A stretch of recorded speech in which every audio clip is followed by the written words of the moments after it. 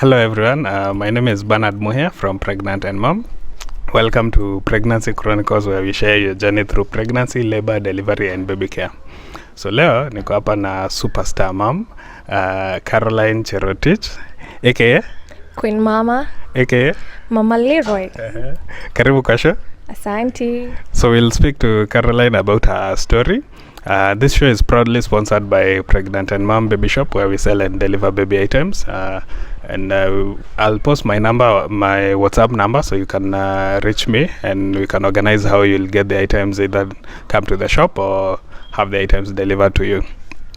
Now, our mission as Pregnant and Mom is to educate, empower and equip moms with the knowledge, the skills and resources to build better families. Karo, so nataka tuingie kwa story yako. Ulijua when uko pregnant? I suspected I was pregnant like a week after my hubby had proposed to me. Yeah, so I suspected, and like after a month later, ndio I did a test courtesy of my friend. Since I was in school, and ali nipelekea urine sample yangu kama yake, and then akakuja na results, and she asked me, ukijua uko na ball utadu, na ukijua una ball utadu. And I told her nikikuwa na ball, I was just so happy, I'll keep that baby. But what if ujue hauna ball utadu? And I was like, it's okay, it has happened, I'll just accept whatever it is. And then she told me, yeah, you're expectant. Yeah. So umesema ulikuwa shule, but haukuwa minor. Yeah. That's the reason is I had cleared high school, and I wasn't contented, plus my parents, we weren't contented with the grade I had gotten. So to agree, I go back to school. Since syllabus in change plus set books, I had to go back to Form 3. So I wasn't a minor, I was past 18. And so I just had to go to school, at least maybe ninge pita nipate better marks. So that is why I was in high school. Yeah. So hubby amepropose, alafu hubby amepropose, anajua like I am over 18. He doesn't know I am in school. I didn't tell him because, like, you know, you feel slightly fearly. Unasikia tu woga. Sitaki kumwambia like ataniona aje like I am a failure. Anaweza kuwa ameproposea failure. So I didn't want him to know that. I wanted him ajue like after nime pita exam ndio ajue by the way na ako kampo kitu kama hiyo sasa. So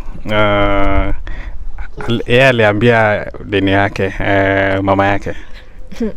So before I went back to school, I told him like I suspect niko na ball. He was happy and he was like, I'd really love that. And she told me, "That's your story. Ebu you talk to my mom." That was the first time I talked to his mom. And the mom was like, "Sasa unaitwa nani? Kwenye ni wapi? Sijai kuona, nimefurahia kukuongelesha." As in, she was happy and excited. You know, he's the first son. I have a daughter-in-law. So she was happy. We talked, and I think alimwambia na kijaka I'd really love kumuona, but ndio sasa nimuongelesha, alimwambia na Kijaluo, he's my Heramara. Muongeleshe Heramara na Kijaluo ni like my love, my sweetheart. Na Leroy ndio ana watch cartoons hapo. Leroy ni ndio huyo amekuja hapa pia anataka interview. Funguza volume. Ana watch cartoon. Acha tu pause kidogo.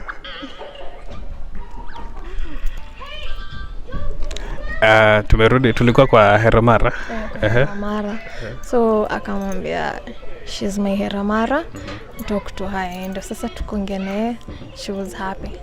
So after like a week again, I came back home, and so I had to go back to school. But the day my hubby proposed, tulikuwa with my sister and some of my friends. So my sister ndo alikuwa anajua peke yake, my hubby ndo amepropose. Yeah. Na unaweza tuambia ulikuwa how old? That time I was 19. I was 19. Sasa ukirudi shule? Imagine nilirudi shule nikiwa 19. nikamaliza high school nikiwa na 20. By the time I was having Leroy, I was 21. And you know the power of the tongue, what you confess. A while ago nikiwa primary, I used to say that I'll get my first kid nikiwa 21. And that is just what happened. Really happened to you. Hivyo tu. So umerudi shule? Nimerudi shule. Now I have to think about school. I'm in Form 4. I don't tell my mom because I am suspecting. And I am scared also because I'm having dreams. Adi na watoi. I don't know what is happening to me or what will happen to me. I feel so bad at the same time because my mom has sacrificed so much for me to be where I am at that particular time. And kumwambia niko na ball, it felt like ilikuwa madharau, like ungratefulness for what she has done. So I was scared of telling her. After the results came in, I told the lady that we were with, Rachel, nikamwambia, akaniuliza sasa tutaambia nani wa kwanza? Tuambie Habi ama tuambie your mom? Nikamwambia acha tuambie Habi, at least tu tunaweza deal na yeye. Juwe drama za mama zinaweza kwa tu zingine. Soft landing kwanza. Wacha tuanze na soft landing. We'll deal with the rest later. And we called him. Nikamwambia wewe mpigie, mwambie, nitamwambia. You know, I was scared because unasikianga story unaenda kwambia chali yako na kuruka. And then you see again nimemghost. So anaweza niruka. Akampigia, akamwongelesha, kuongea naye vizuri, akamuuliza ukajua Karo ako na ball. He was happy. Hata jambia ati niko na ball. He was just happy before ambiwe. He was happy. And then so now she told him, okay, now she's expectant. He was happy. Akaniambia kwanza ako happy nimuongeleshe. And then we talked. Mbona ukuniambia, mbona wewe mwenyewe ungeniambia? And I told him, you know, I was scared. Like I didn't know what to expect. I will have been excited, maybe uruke. Ama uko excited na mi bado siko prepared. You know, I have never been expectant. It's scary and it's fun and surprising at the same time. Kanamba, it's okay. Sawa. Sasa tupigie mom. You expect every single thing akwambia atakwambia. She was upset, she was mad. If angekuwa karibu na mimi, I think angenichapa na kukula live. Kai, ananichapa na ananikula live. You know, she has done so much, and then that time she didn't have job, hakuwa na job. Ananisacrifice hizo vitu zote, and then I decided to do this to her. It is disappointing and frustrating. Alinipigia kelele. And it's over the phone. Yani hadi nilifika mali nikachukua tu hiyo simu nikaweka hapo chini niweka loudspeaker sasa. Just talk. Just talk. Utanipigia tu kelele na isha happen. But after it all, she asked me, so what do you plan? Because me in my house, there's nothing like abortion. We plan nini? And I told her I'll just keep the baby. And she told me that's a wise decision. And tutajua venye tutafanya. So I have a sister. My sister tu mwenye tulikuwa na yeye nikiproposiwa. I think aliambiwa tutaenda tuone Karo tumuongeleshe.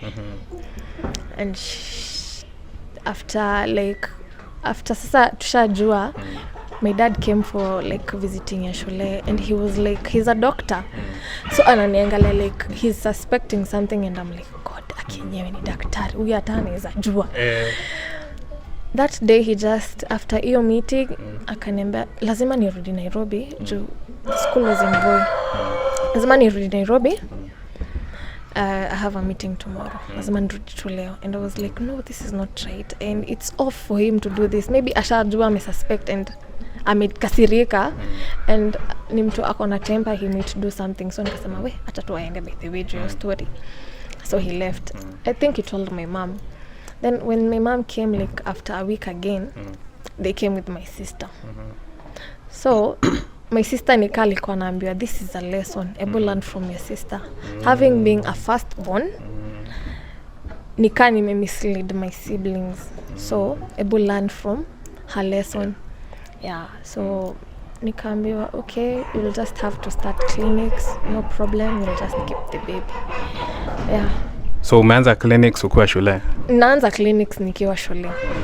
Niko shule, I have to miss classes in the clinics. My friend Anifa is taking me for clinics.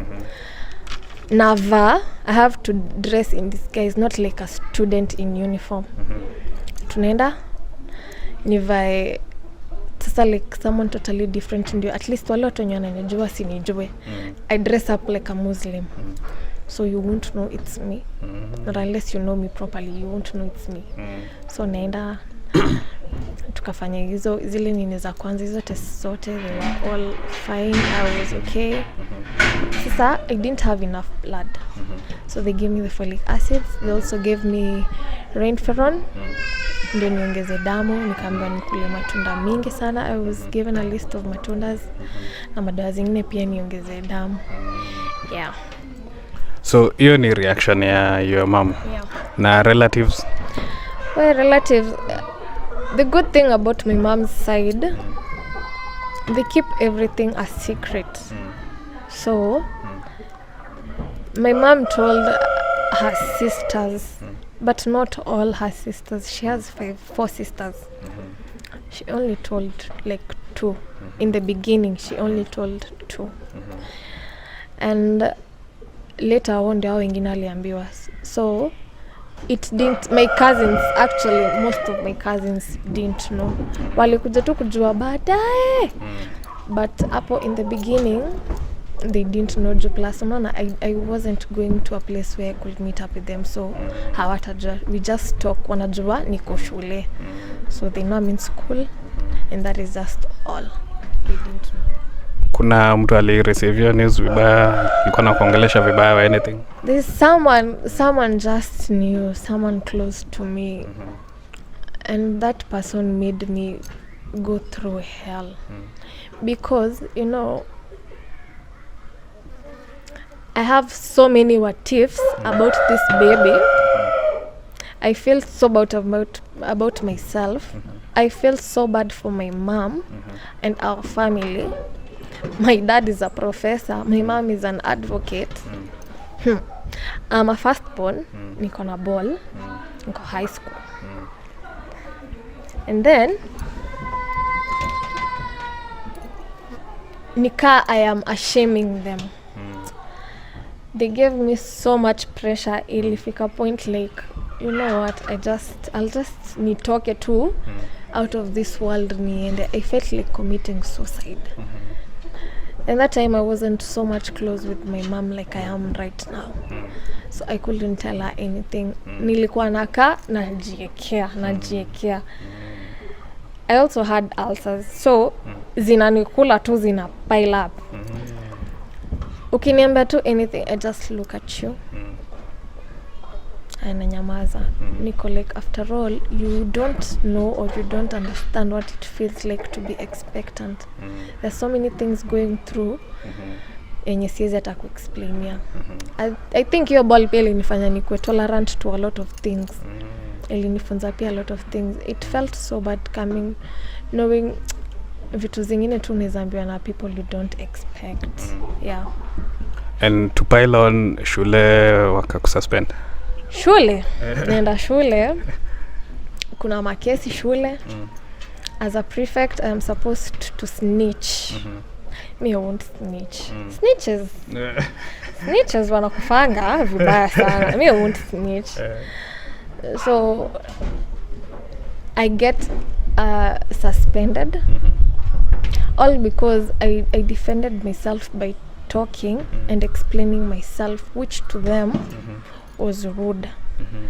So again, there's someone in that school who like didn't want me to be in school. You know, unakanga tu observe enye this is not right. You'll complain, but hakuna kitu utafanywa juu. After all, hata ukicomplain, it goes back to the same person, so hakuna kitu itaend up. So shule people will talk, teachers will do all manner of things to you, ndo wanakuchokora, yani unachokorwa, wanataka tu uone kenye utafanya. Mimi nikasema kamba by the way, it is what it is, I'll just do me and be me. So me, I talked and they said you are rude, you'll just be suspended. Sasa unashangaa, I am being suspended because I talked rude, hata si in connection na hiyo kesi. Hizo kesi zilikuwa shule. So after 2 weeks we went back to school, and I was the only person expelled. Sasa from suspension to expulsion, and I have like 1 month nifanye exam. Hi. So you go how many months pregnant? I'm 7 months pregnant. I have 1 month to exam. Boli inanipeleka mbio. Mwili iko tu na nini zake, behavior zake, unachoka. I just feel tired, I feel like sleeping each and every single time. In a way I was like thankful, at least nitakuwa nalala vizuri home. Tena sita strain atinakaa kwa desk, do I have to sit for long? I'm stressing my baby and all that. Niko like okay, all right. So tukiambia ati we being expelled, I was being expelled. My mom was so mad and asked mbona mnamu expel, and she didn't have any connection to do with whatever was going on in school. And they were like, no, she's very rude. My mom said it doesn't, msiwai ingilia mtu all because you think ni mnyonge, mnataka kumuongelesha ama kumfanyia vile mnataka, they won't speak back. If they speak back and it seems like an offense to you, it's your own problem. But at some point she was right. You know, at some point she defended me, but at some point pia aliniambia like don't ever do that again. You see, but you shouldn't, usiwai usiwai tikia kudhulumiwa kama unaweza defend yourself. So I was expelled and then I came back home. So niko home, I have to study and prepare for KCSE all that while. So after senye tuko karibu kufungua shule, the principal calls my mom and tell my mom like it is okay, anaweza kuja fanya exam ndani ya shule. And we were like no, mlishamfukuza, mbona tena mnataka kuja shule? And you know that is very weird. Unaambia urudi back shule, na nikirudi shule something happens to me ama wanifanyie kitu shule, you see. So I had to rent somewhere, niko nafanya exam from outside, so I'd commute to and from, it's just a walking distance. And we were like 3 other girls when tulikuwa tunafanya exam nje. So that was just okay and fine with me. So umeshamaliza exams, umerudi home? Nimemaliza exams, nimerudi home. But before that, place nilikuwa nimerent, nilikuwa nalala, the person who was giving me hectic in the school tried to trace me. I don't know the motive or the intention of that person.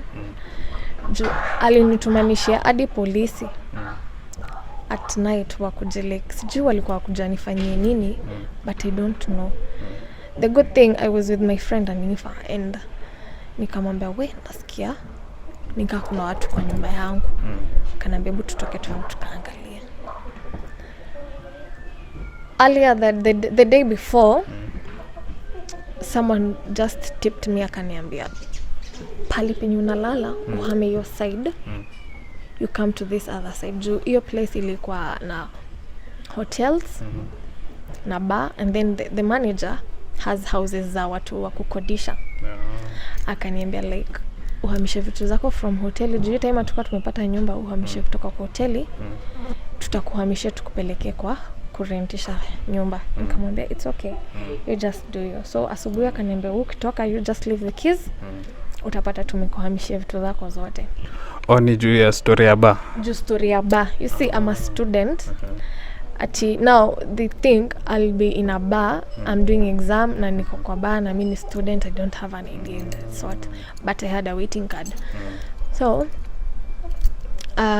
usiku sasa sindoa polisi, they came and they were like uko show huku ni kwako? Niko huku ni kwangu, hata vitu zangu si ndio hizi. Ati yeye hapana, si tulikuwa tumeambiwa unalala karibu na ile side nyingine ya bar. Niko like if you'd like mnaweza enda muangalie pale penye bar, the hotel and this place pale ziko, they are totally different places. So wezi sema ati nilikuwa nalala side ya bar. Hoteli iko hapo karibu na rooms, so nitatoka tu room niingia hapo kwa hoteli and I go back to my room. Whoever told you, I don't know what they told you, but mimi nitachukua food and I'll go back to my room. So now I'm talking as if I have been inside the rentals all through. So wakaanza kusema, madam, sasa utaleta kitu kidogo. Nikamwambia mimi siwezi leta kitu kidogo. Like why will I bring kitu kidogo? Kwani nimefanya? Akaniambia hapana, basi kama ni hivyo Saturday ukuje kwa ofisi ya OCS. The good thing nilikuwa najua OCS and I was like kwa fulani and they were like kwani anajua hadi OCS? They went back, wakaenda wakaongea vitu, akaniambia madam, ni hivyo, hiyo story imesha tu hivyo, achana tu na hiyo maneno. So I thought nikakaa nikasema hawa watu wanaweza kuwa alikuwa kuna kitu tu ametumwa afanye, ama they wanted to extort something from me, ama they wanted mimi nilale ndani ndio nisifanye exam. The last week I had 2 exams and I'm done with my KCSE, so nisifanye exams. Hiyo story ishi hivyo. So inakaa kuna msee shule alikuwa anakuchimbia? Kuna mtu alikuwa ananichimbia, lakini ataingia tu kwa kaburi yake. So nikamaliza tu exam poa and came back home. That time I was 7 months pregnant. I have cravings. Cravings zangu zilikuwa mbaya. Cabbage, machungwa, chipo, enye iko na kachumbari. And then there's a certain babu alikuwa ananipikia chips. Alikuwa anazikausha vizuri, ananiwekea kachumbari. Anaipika tu vizuri, hadi display unaiona tu hivyo, nasikia tu yukule tu hivyo kwanza. Unashiba. And if my baby was to be called, na zile cravings nilikuwa nayo, angekuwa tu na cabbage, machungwa, chips na kachumbari. But up to now, cabbage na machungwa siwezi kula.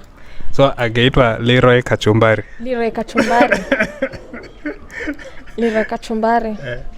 And I think hiyo kukula cabbage na machungwa sana, those were what I ate so much. My baby loves cabbage and machungwa up to date. Sasa na mimi sipendi. So he loves machungwa sana na cabbage sana. Yeah. Baby shower? My sister decided and together with my friends they'll surprise me with a baby shower on the previous day before my EDD.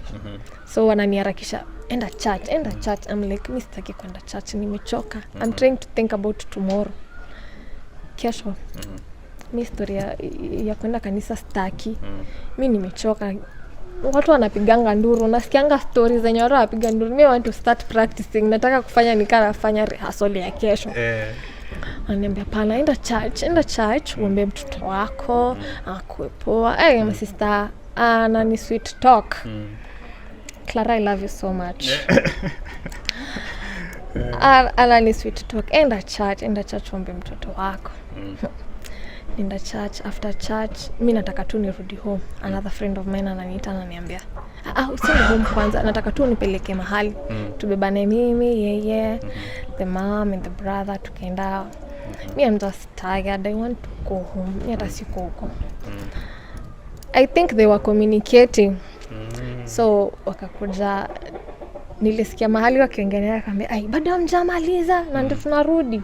Tumemchapa hizi laps zote, tunadhani mmemaliza, mjamaliza, sisi tunakuja. So nikakuja. Kufika home, nafungua mlango kwa surprise. Yani wali hide tu vitu, you wouldn't know like anything.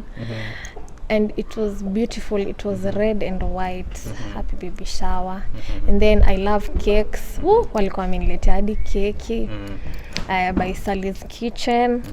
They had made me a cake.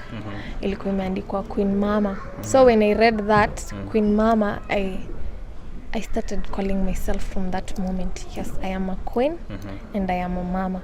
So anything and everything is going to be okay. Hapo sasa ndo nikajimotivate and we enjoyed. Sasa in the middle of enjoyment, I felt like kwa nini nimejisusulia nikisimama?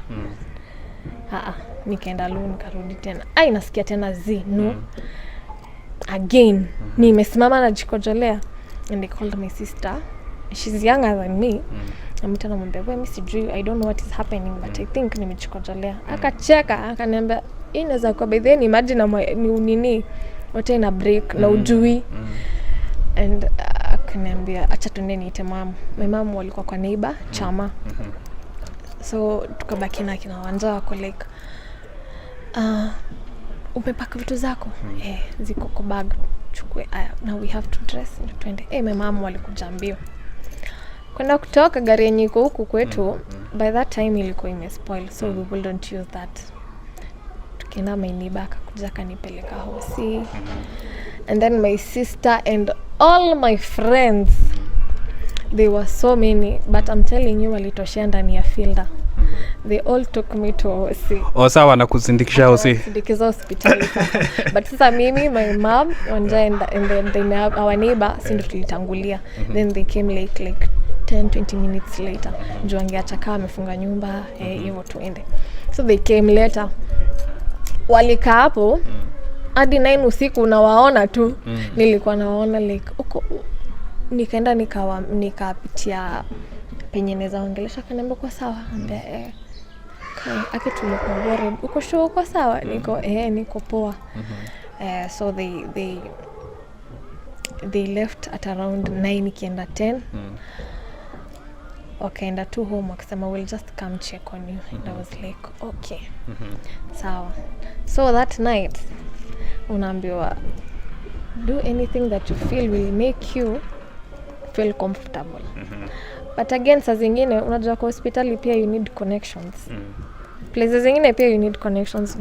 The treatment that I was given, and it's a public hospital, I will not say it was the same like for some people like ungeenda tu uko normal. At least nilikuwa treated kwa jumi, nilikuwa naogopanga hosi za gava. But it was nice. They treated me nice. And sasa labor ilianza. After that, sasa after labor ilikuwa naongojea my friends to go. They left. I went back. Nimeenda nimekaa hapo. Naanza kusikia nasikia weird. And then nilikuwa I was dressed so warm. Until a certain lady akaniambia like, hizo nguo umevaa hizo zote utazitoa one by one. And I'm like, mama niambia. Kaambia pana mimi nasikia baridi. Akaniambia hii hata uambi wangu, wewe mwenyewe unaanzaga kuzitoa. Nikikaa hivi, and then I saw another lady alipiga nduru, and then she ran. Alikuwa anakimbia akitoa nguo one by one. Akaniambia unaona hivyo ndio utakuwa next. Like akiwa ananishtua, and then nakaa hivi naangalia wote ni mama. It's like I'm the only kid around here. No, nikakaa niko na isaidia, at least kuna watu they are younger. At least I am scared the way people are screaming. Uko like kama uni mama mzima anapiga nduru hivi. Sasa mimi nitaweza kusustain uchungu? No, I was scared. Another lady akasema huyu hata labda alikuwa amekuja ameshtuka. Sisi hata labda tutadeliver na tumwache hapa. Mimi niko tu hapo. Joto sasa ikaanza. Nikaanza kutoa tu hizo nguo one by one. Vile niliambiwa. Nikaanza kuzitoa one by one. Anasikia akaniita akaniambia, we want you to walk and walk as much as you can. Nikatoka. Nilitembea kwa hospitali, nilikuwa natembea narudi huko ndani. Naambia pana bado madam. So unajua nakupima centimeters bado rudi. Natembea. And you know the way hospitals agava they take advantage. Kuna vitu zinafaa kutumiwa kumesha centimeters and you're supposed to reach. But they'll just want to use their fingers, which is filthy and disgusting and very disturbing.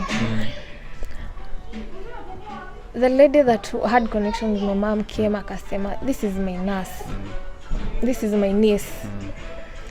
msitumie vidole na msimfanyie vitu kwa mnafanyanga watu wengine. Use the essential and reliable tools that are supposed to be used. So that is what they did. Natembea. I walked like until 1. Sasa ndio nika wakaona huyu hii kutembea imsaidie. So they had to induce it. That thing is painful. It is really painful. Akanika pole pole, hiyo drip tu inaenda tu pole pole. Mwingine akakuja akasema pana, imeweka pole pole sana. Tuongeze speed. Inaenda ikiongezea speed. Wakaongeza volume. Nikawa wanaongeza volume. Sasa inakuwa chungu. And then sasa labor pain sandals zikaanza kuniuma vizuri. Unasikia uchungu sharp, nika unakatwa, sijui unafanywa nini hivi kwa mgongo. Nasikia uchungu. Another nurse who was a guy akakuja akaniambia, ukisikia uchungu inakuja hivyo, just lie flat bed or usimame straight. That will be better than ukikaa chini. By the way, it really helped. Juu ilikuwa inakuja nilikuwa nalala either flat. Nikilala flat side next time nasimama. So it helped. But ikafika mahali like no, this is painful. Akaniambia talk to someone mwenye anaweza kuraba mgongo. Kwa sawa. Hiyo pain ilikuwa inakuja nasema mimi amutawahi niona huku. I was crying. December. Tuko January, December utakuwa tu hapa. Naambia mimi amunioni. Sikuje hapo. Sirudi tena. Sitaki nimekataa. And they were all laughing, you know. And then ukiona mwenzako zile vituko zenye anafanya, unajua kila mtu ako na different ways ya kuji-express in pain. So mimi nasema hivyo nalia, watu wanacheka, and then inaisha. Mwingine anaanza vituko zake, analala chini, analala chini. Anambia mama utaumiza mtoto. Anafanya vituko zake, anasema vituko zake. Unacheka, ukikaka kidogo chungu yako tena inarudi. Sasa ni kama na switch. Mimi nawachekelea, wananichekelea, tunachekelea mtu mwingine next juu because of the pain. And then they were saying, ukisikia kwenda lu, usiende lu. You might go, ndio mtoto anakuja, and then you kill that baby, which might be kesi kwa hosi. And then unaambiwa, aufai kuwa umevaa panty. So, ni bebe na cotton wool yako, you put in between your legs. Ukisikia like it's imekuwa wet sana, you go, you change, you put another one. Hiyo ndo purpose ya nini ya cotton time uko in labor. Nika hiyo nini badala imwagike, which is disgusting. So induce. It's painful. I am almost. So the lady who was apparently my aunt akakuja akaniambia, you know, ididi yako inasema unafaa kujifungua mtoto leo. So we will do as much as we can mtoto azaliwe leo.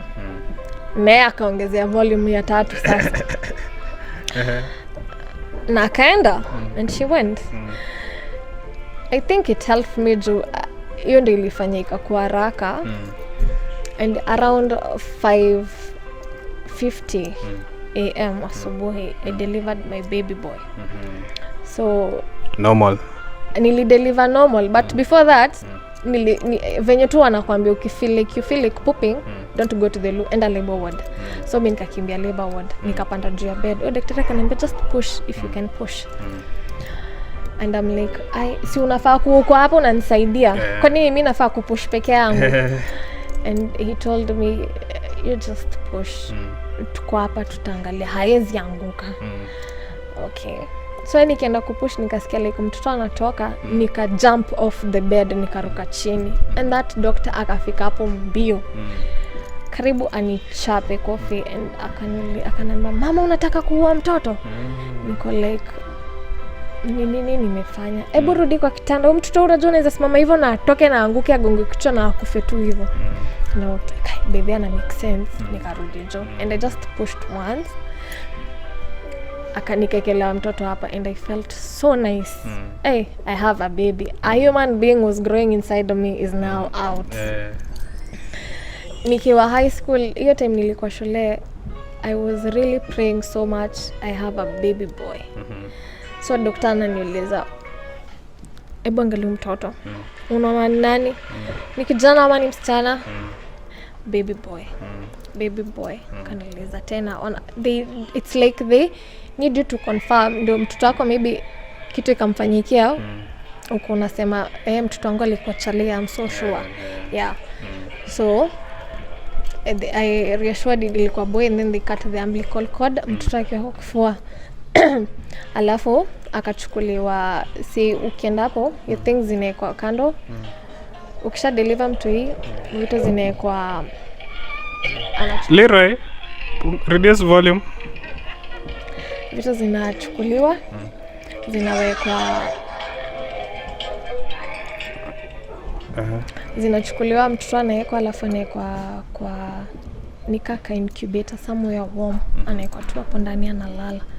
Kuna mtoto wangu ameekwa pale, amekaa tu hapo. So now they have to start stitching and cleaning. Nikadunga sindano ya kwanza ile ya kugandisha, sigandi. Ya pili sigandi, ya tatu sigandi. They told me, sasa mama unajua hatuwezi zidi hapo. So utabidi tu umevumilia usikie tu uchungu. Ukishono. That thing is painful. Nilishono, aliniosha, but I think he didn't clean me well. Alikuwa night shift na shift yake imeisha. Jadi alikuwa anatuambia mwarakisha mimi nataka kuenda. Shift yangu imeisha. And then akanishona tu hivyo, akaniacha hapo, nikakuwa like unconscious, and then he left. So doctors wenye aliingia next ndio niliamka nikawapata. Ingine akaniambia, sasa mama, now you'll have to go and take your baby to ile room, and then sasa from there au madaktari wengine watakuja kwa shughuli. And I was like, okay, sawa. Nishuke bed, niende nianze kuhamisha vitu zangu hapo, nikipeleka kwa that room wenye wanatuambia. Nikienda process ya kuhamisha hizo vitu, nika feel like blood is still dripping, and I'm like, wow, acha tu ni assume juu I have already showered. Uko kulikuwa na shower, by the way, hot shower. So you shower, and then you put on your pad. These are the maternal pads, and then you go to uhamishe vitu zako. So niko like, nasi nisha shower, nisha put on pad, kwani what is not happening? Kaka nimetembea like for a while, mama mwingine akaniita kaniambia, umejaa blood kwa nguo yako, what is wrong? Nikiangalia hivi miguu imedrip huku chini. Akaniita kaniambia, go back to that doctor mwenye utapata huko, mwambie akucheck vizuri. Sasa mimi na imagine nirudi tena huko nishonwe tena guza. It's painful alone to walk. Sikumbuki bado ile nyingine yenye nilishonwa, bado it's still more painful. And she was just enda tu. So alishona tena. Nikarudi tena to stitches. Aeke cotton tena mara kadhaa. The first round alieka mara kani, akatoa. The second round tena akosha, enda ya mwisho ilikuwa like clean. And then hapo in between niko like naona watu nikawa na fed. Nikawa soma jina daktari mmoja, nikamwambia sasa I have marked you. You're light skin na naona venye unakaa. Hiyo time wako na COVID, so no mask. So I know how you look like. And I have marked your name. Something is happening to me and I am not seeing you guys properly. But if anything happens to me, I will look for you. So akaniambia, okay, it's okay. You nika umeshindwa, just relax, alafu we will clean you. So I think I passed out wakini clean. And then I woke up at around 9:30, 10. All that time my baby has not breastfed, kwanza hiyo time yenye nilijifungua my baby. And waliniosha nikakuwa clean, nikaenda nikashower. And I was okay now. So I left. I took my baby. Naambiwa, this is how unafaa kunyonyesha mtoto, because my baby was crying so much, and the sister alikuwa hapo, alikuwa Nigeria. She was like, this baby has been crying so much. Now, do you know how to breastfeed a baby? Niko like, I don't know, sijainyonyesha, acha nimchukue. I think mine ilikuja automatic, nilimchukua nikamnyonyesha, and she was like, are you sure you don't have another baby? Niko like, no, I have never had another baby. And be okay, that is well done, you can now go. So you know you have to pass through breastfeed ndo uende na mtui. Nikaenda tukakuja, but ilifika mahali nikaa maziwa yangu nikaa sijui ilisimama mahali kaganda. Madoctors wakikuja nao nikaambia like maziwa yangu itoki tena. Kaniambia tukulete kitu itatoa, so nikaletewa tablet. Mazasa nika alifungua ikaflow sasa vizuri. Ikakuwa like okay, I am okay. So mi nilikuwa tu na appetite. I was so much okay. I ate. My mom and my sister, they were the first people to come that day, by the way. Asubuhi sana. And my sister was like, mtoto sasa anashikwaje? Sintamvunja haki. Mom, ebu shika. And I don't think alimaliza 1 minute kama bebo mtoto. She was scared like atavunja mtoto mkono. Ama mwangusha. Ama amfanyie tu anything. Akampea kanamba kai lakini ni cute. Sasa unaona ile hadi mimi nilikuwa scared kubeba yani mtoto mdogo. But you say this is your baby. You just have to carry him. And you pray and you thank God like you had a safe delivery, because there's some people who came walikujosi and they left without babies. Mtu umelala na mtu wako vizuri na amka unapata kai the baby went. Uko like kai. Mungu nichungie wangu. And then you can't sleep. Unasikia uchungu. Umepelekwa kwa ward, you have to share beds. Uko guys, si tunafaa at least upewe na mtoto wako mtu mwingine. We are mothers, we need as in tumesikia uchungu bado mnataka kuja kutu stress. Kushare bado bed na mama mwingine mnyako na mtoto. You see, they just try to make us at least feel comfortable. Sai ako how old? Is it Leroy? Leroy is 2 years and 10 months. I am really grateful so far. Nothing has happened to him in I can regret or feel pain. And we pray to God aendelee tu kumlinda hivyo, because the first day my mom saw my baby, he showered and prayed blessings upon him. He said he's a child of favor and he'll continue being a child of favor. So on behalf of my mom, hubby, all my friends, we always thank God na tunasema the child will continue being a child of favor. Mtu ako na ball sahi, unaweza mpe advice gani? Be you. Take care of yourself. Hata mtu awai kujaribu kukudowngrade, usiwaitikia kukudowngrade.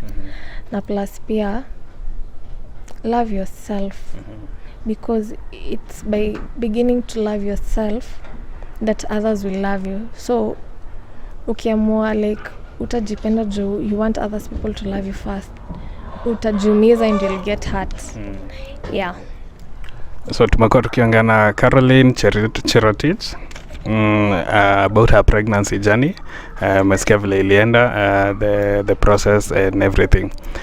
This has been Pregnancy Chronicles, where we share your journey through pregnancy, labor, delivery and baby care. Thanks so much for speaking to us. Welcome. And we'll see you in the next video. Bye. Bye.